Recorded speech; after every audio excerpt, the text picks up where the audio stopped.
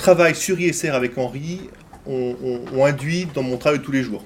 Donc c'est plutôt les choses qu'on a mis en place sur des bases, pas forcément ISR, mais inspirées d'ISR. Mais je voulais quand même vous en parler pour vous montrer qu'il y avait une irrigation à tous les niveaux.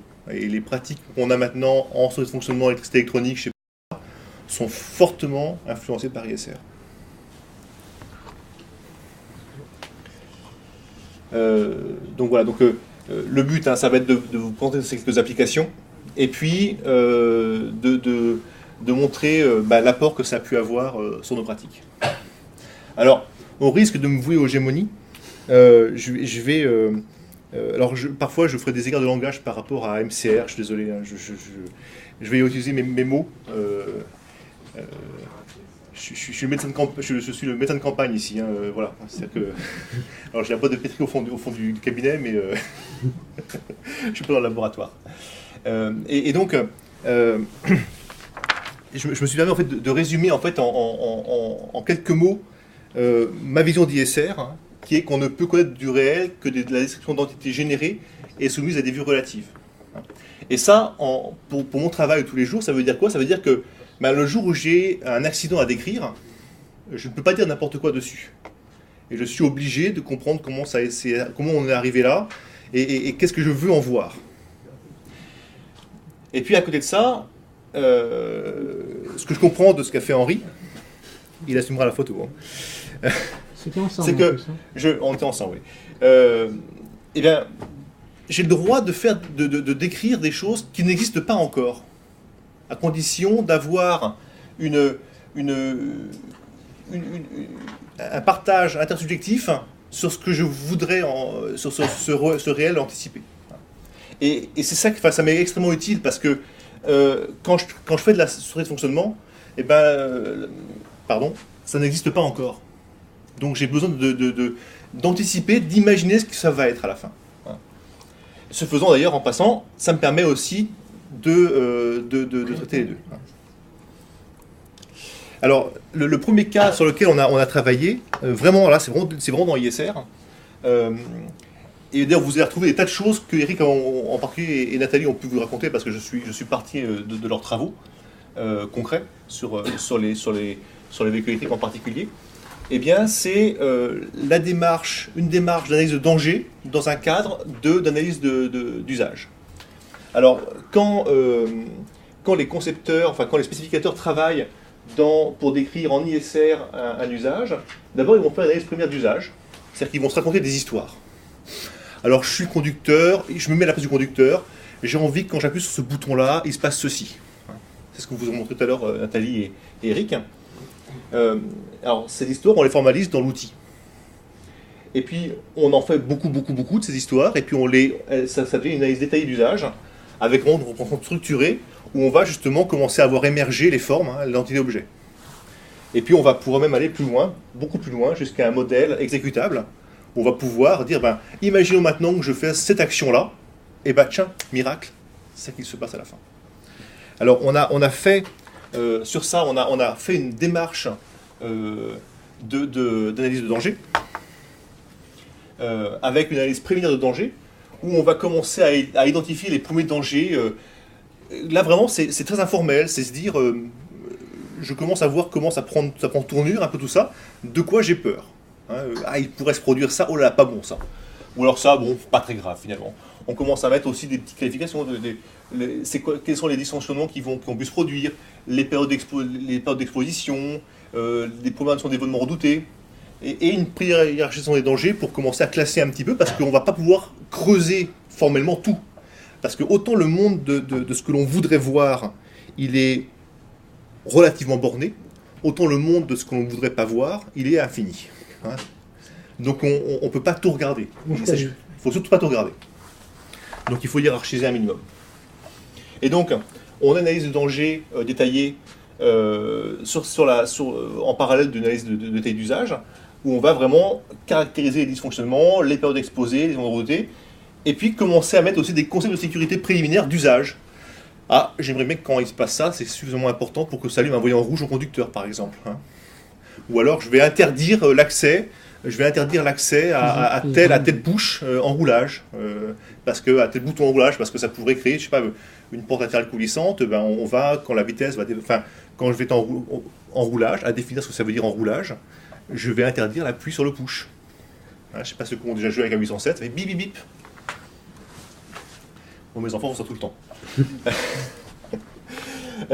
Et puis on peut aller plus loin, c'est-à-dire qu'en face du modèle d'usage nominal, eh bien on peut faire un modèle d'usage exécutable sur un certain nombre de dangers qu'on a détaillés profondément parce que ça nous semblait pertinent.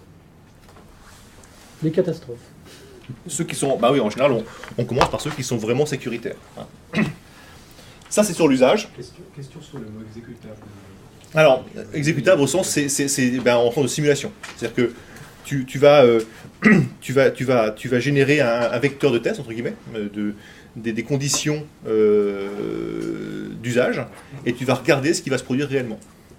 Donc tu vas typiquement, dans ces modèles d'usage, on insère aussi des défaillances, je reviens tout à l'heure, qui sont... non, je ne vais pas le dire maintenant, je vais dire après. Oui. Ce qu'on peut dire simplement, c'est qu'il ne faut pas croire que ces modèles d'usage soient disjoints et flottent à côté d'une conception technique. Hein, il a mis deux petites flèches en bas, les deux sont intimement liés. Ça boucle. Et on rejoignait tout à l'heure le principe du mode de ce que disait aussi Nathalie, c'est que si en roulage j'ai besoin de simuler en termes d'usage une défaillance, il faut qu'en termes de moyens de test en tant qu'utilisateur, j'ai le moyen d'injecter cette défaillance dans l'artefact que je mets en œuvre pour pouvoir reproduire les conditions.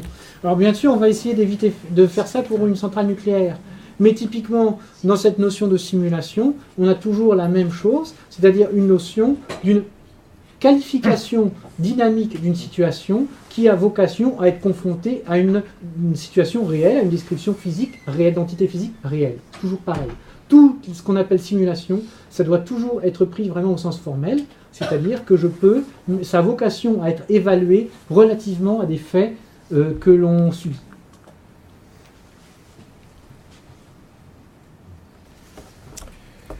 Je sais pas si ça répond entre nous deux. On n'est jamais, ce que je veux dire, c'est qu'on n'est jamais dans l'abstrait dans les simulations. On peut avoir des choses à un niveau sémantique, mais par définition et par construction, toute sémantique doit s'incarner d'une façon ou d'une autre dans ensuite le physique, puisqu'il s'agit de description d'entités physiques.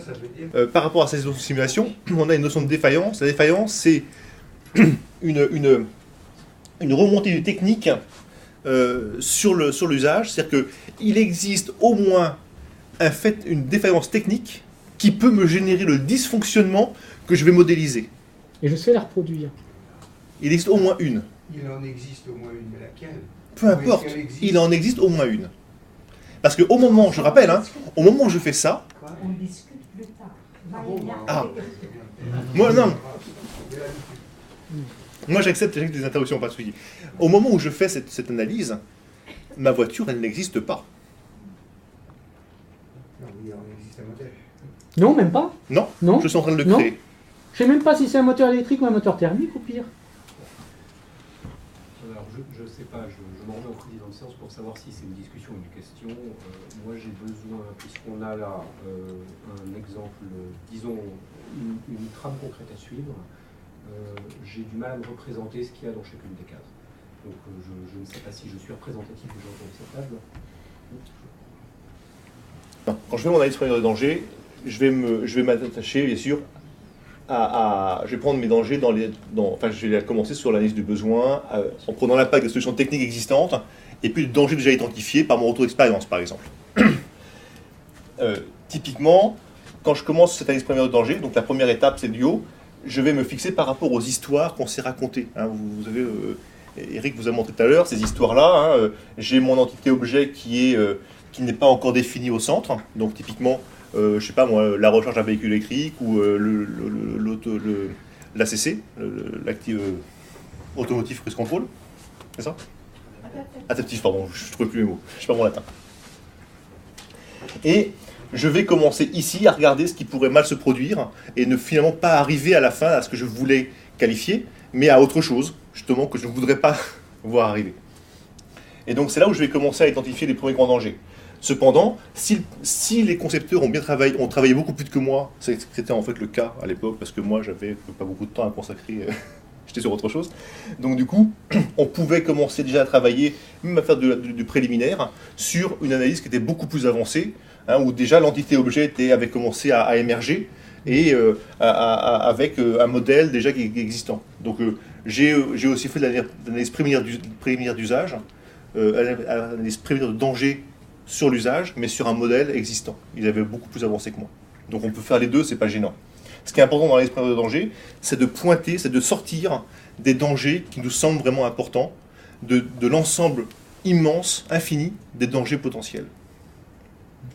Dans la mesure où l'artefact est le médiateur, en quelque sorte, le médiateur de l'interaction avec l'environnement, si je sous-traite, par exemple, à une voiture, le fait de voir un obstacle, et je dis une voiture, je ne sais pas ce que c'est, un danger typiquement, ça va être de me poser, mais si je ne vois pas l'obstacle, je vais rentrer dedans. Je ne sais pas comment c'est, je ne sais pas s'il y a des caméras, j'en sais rien.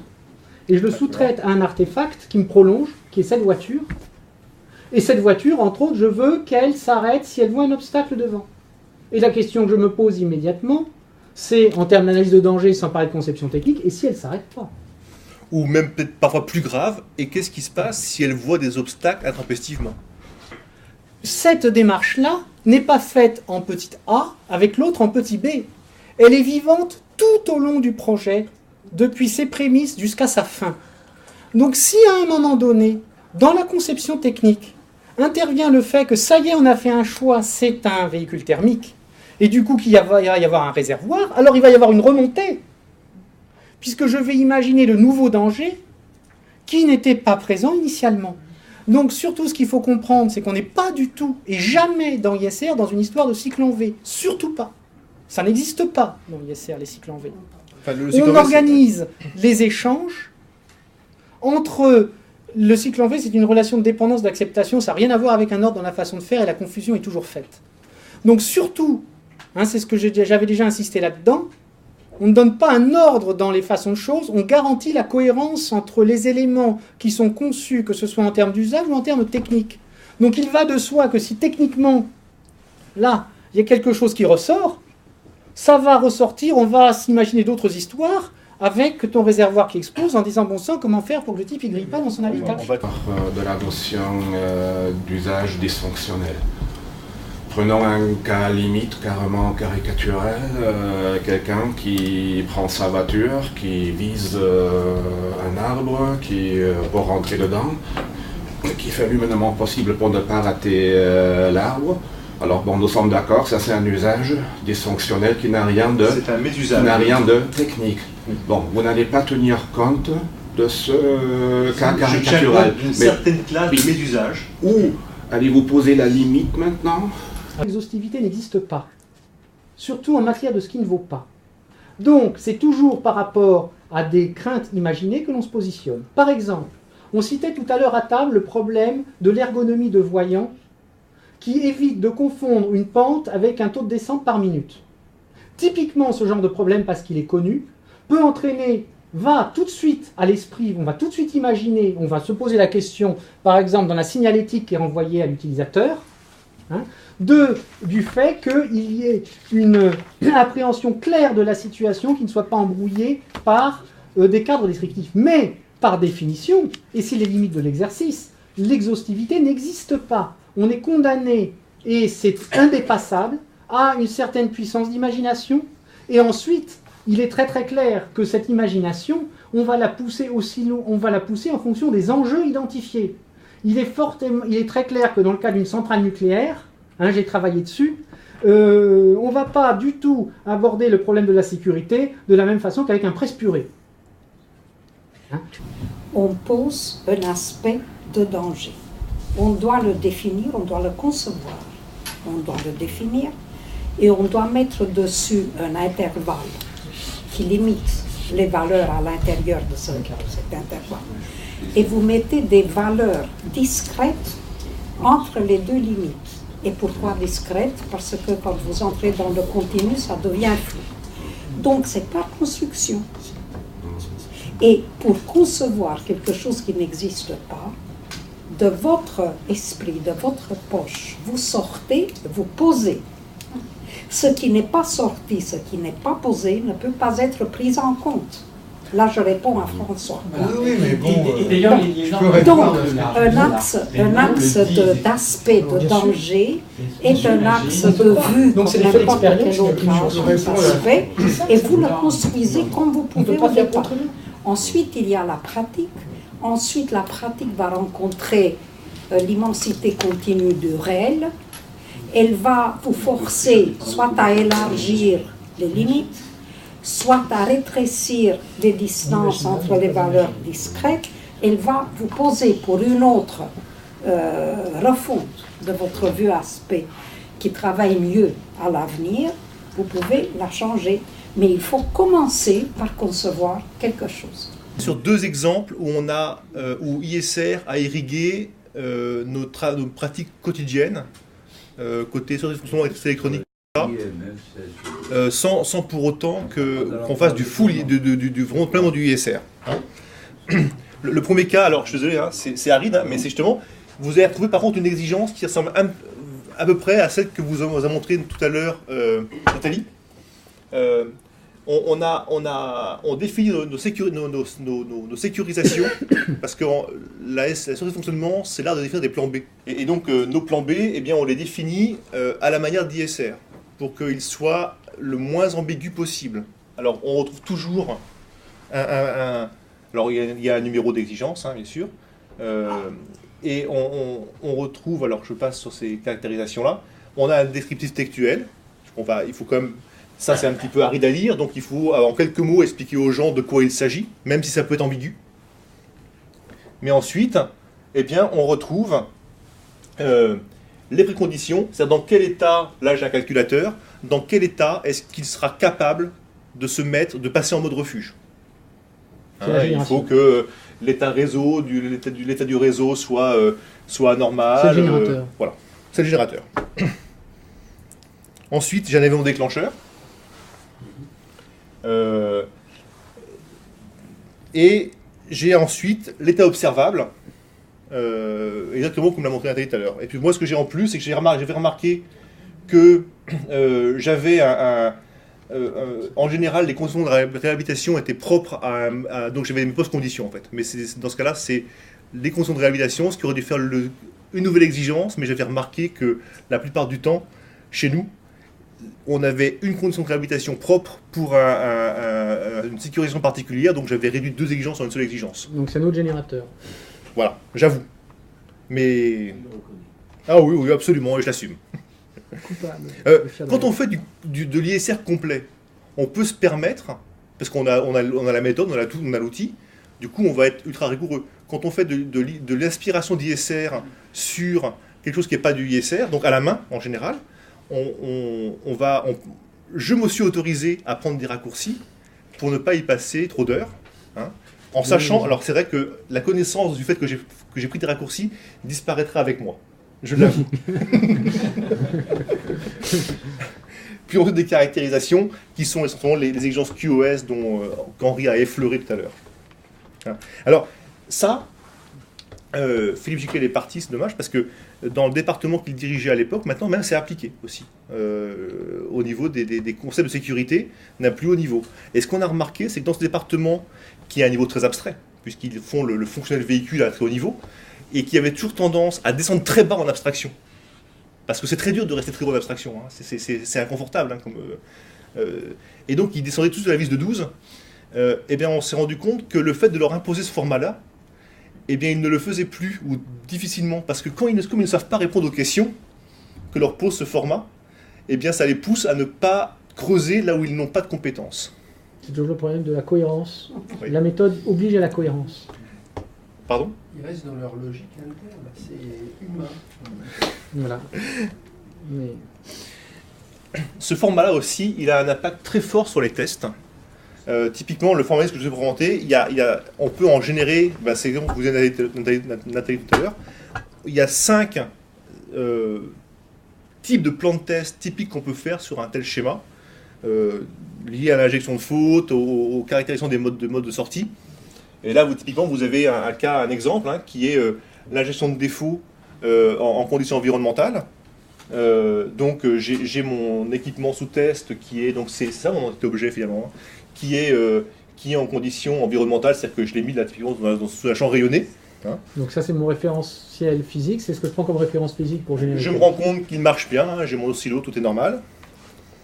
J'injecte un défaut en entrée, et je me rends compte qu'il passe bien en mode refuge. Voilà.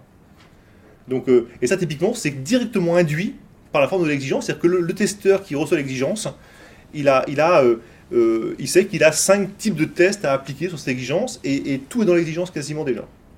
Donc parce que je vous assure que pour ceux qui sont dans l'industrie ici, le passage entre la conception et le test, déjà il y a plusieurs mois d'intervalle en général, parce que pour pouvoir tester, il faut un réaliser. Or la conception s'est faite parfois 1 an avant, donc les compétences sont perdues, on a perdu un peu les idées. Le langage n'est pas du tout le même, entre quelqu'un qui a les mains dans le cambouis et quelqu'un qui a les têtes dans les étoiles, c'est pas tout la même chose.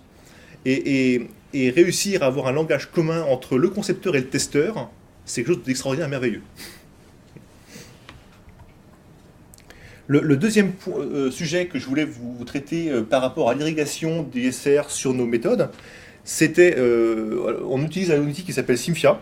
Symfia, en fait, modélise les enchaînements de défaillances par des polynômes, c'est-à-dire que la défaillance sortie est induite soit par une défaillance interne du composant, soit par une défaillance de ses entrées. Et puis, quand on regarde bien, on se rend compte que en fonction du nombre d'entrées, de la complexité du composant, on a plus ou moins de polynômes à créer pour réussir enfin, le polynôme global est plus ou moins complexe à créer.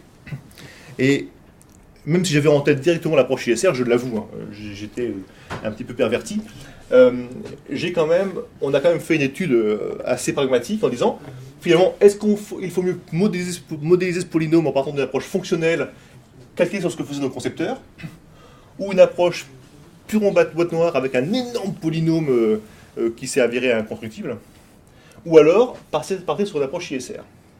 Alors, en niveau d'abstraction, c'est-à-dire que les niveaux d'abstraction que vous avez montré tout à l'heure avec, vous savez, les 3 couches, on a appliqué ça. Et puis, on s'est rendu compte que finalement, c'était beaucoup plus simple de le faire comme ça. Voilà. Et puis, bien sûr, par point de vue relativisé toujours, et sans créer aucun flux interne qu'on n'aurait pas su caractériser. Donc, voilà un petit exemple. Ça, c'est un exemple en fait, de déclenchement d'un antivol électrique. Donc, c'est un système qu'on a sur la 508 ou sur la DS5 par exemple. Vous avez avec votre carte, vous n'avez pas de clé. Et puis, il y a un moment, entre le moment où vous rentrez dans le véhicule et le moment où le contact se met, il y a un antivol électrique qui vient déverrouiller la colonne de direction. Ou la verrouiller, suivant que vous sortez ou que vous rentrez dans le véhicule. Vous imaginez bien que le danger que je crains immensément, c'est que cet antivol électrique se verrouille alors que je suis en train de rouler sur une route de montagne. Par exemple. Vous le sentez bien celui-là, hein? Et donc nous l'avons sécurisé de manière assez drastique par plein de choses que je ne vais pas vous décrire ici, ça c'est pas compliqué. Donc il y a plein de boîtiers extérieurs à l'antivol électrique qui interviennent, qui lui envoient des ordres, des contre-ordres, des vérifications, des checks, enfin je passe sur les détails. À l'intérieur, donc, mon antivol électrique, mon anti-objet, c'est celle qui m'intéresse, hein. Je la décris par 4 niveaux d'abstraction. Une couche physique, dans laquelle je reçois mes... Oui, donc Henri me fera la traduction MCR correctement. Où je reçois vraiment mes volts. Hein. Et puis, une couche de mise en forme qui me permet de dire que tous mes réseaux, quand j'ai une trame réseau qui arrive, tous les ordres arrivent en même temps. Une couche applicative qui me transforme mes entrées en sorties. C'est la sémantique. C'est la sémantique. Et une couche de protocole qui me permet de dire de faire typiquement mes sécurisations, où je dis que je n'ai pas le droit de verrouiller la colonne de direction si en même temps j'ai l'information qui vient de l'ESP, peu importe, et qui me dit que le véhicule est en mouvement. Voilà, par exemple. J'ai plein d'autres sécurisations, vous ne vous inquiétez pas, j'en ai 3 niveaux sur cet antivol électrique. Si ça arrive, vraiment, je suis prêt devant le juge. Mais voilà, donc on a modélisé ça comme ça, et ça permet vraiment de gérer la complexité, ça permet de voir, de bien séparer les sécurisations et de les mettre à un endroit très précis. Ça permet aussi, les exigences que je vous ai montrées tout à l'heure, en fait, de les insérer directement dans le modèle, et donc de générer aussi, alors, rien à voir en termes de complexité et de subtilité avec ce qui a été fait, mais quand même de sortir des exigences bien formatées qui sont au bon niveau et facilement retrouvables dans le modèle. Oui, alors c'est dans les couches protocolaires, aussi dans les modèles, qu'on trouve toutes les notions de sécurisation, c'est-à-dire typiquement, voilà, exactement comme il vient de dire. Je dis là, non pas d'un point de vue dysfonctionnel, mais d'un point de vue fonctionnel. par exemple, le fait qu'il faille à la fois un ordre réseau, plus un ordre filaire, plus une confirmation par ailleurs, pour que C'était l'exemple. l'information ait un sens. Voilà. Donc c'est tout à fait général. Je voudrais juste montrer, alors, par contre, une différence entre ce que nous avons fait ici et ISR, parce que, pour bien vous montrer que on n'était pas au même niveau de raffinement. Il y a deux points vraiment cruciaux sur lesquels le petit modèle, enfin la modélisation SIMFIA qu'on a pu faire, qui n'était pas purement ISR, ne rejoint pas un modèle ISR. C'est d'une part sur le fait que on n'est pas capable de superposer sur le même modèle tous les points de vue si on a envie. Hein. Je regarde le modèle d'usage lié au virage de la colonne de direction.